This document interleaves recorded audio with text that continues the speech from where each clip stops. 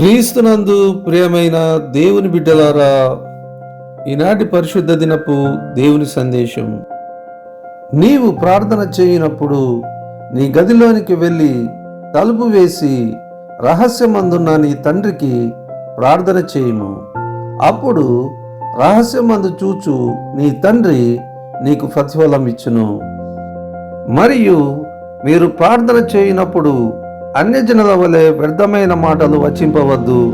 విస్తరించి మాట్లాడుట వలన తమ మనవి వినబడునని వారు తలంచుచున్నారు. మీరు వారి వలె ఉండకుడి. మీరు మీ తండ్రిని అడగక మునిపే మీకు అక్కరగానున్నవేవో ఆయనకు తెలియను. కాబట్టి మీరు ఇలాగు ప్రార్థన చేయుడి.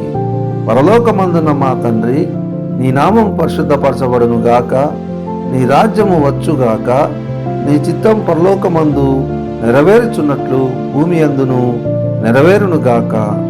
మా అనుదిన ఆహారము నేడు మాకు దయచేయము. మా రుణస్థులను మేము క్షమించి ఉన్న ప్రకారము మా రుణములను క్షమించుము. మమ్మును శోధనలోకి తేక దుష్టుని నుండి లేక కీడు నుండి మమ్మును తప్పించుము. కొన్ని ప్రాచీన ప్రజల్లో రాజ్యము, బలము, మహిమయు నీవై ఉన్నవి, ఆమెన్ అని కూర్చబడి ఉన్నది.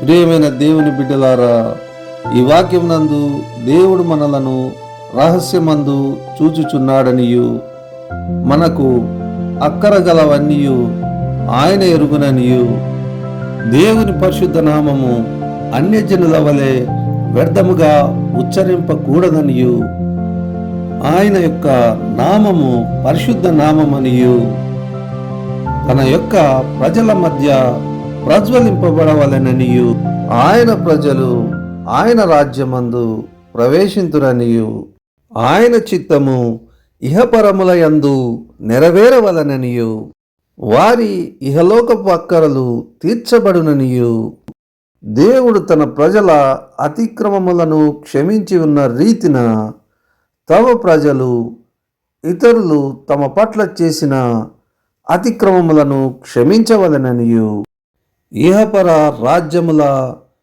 ప్రభావమును ఆయనవేననియు, ప్రతి శోధన నుండి తప్పించి దుష్టు నుండి కాపాడువాడై ఉన్నాడని ఈ యొక్క ప్రార్థన తెలియజేయుచున్నది.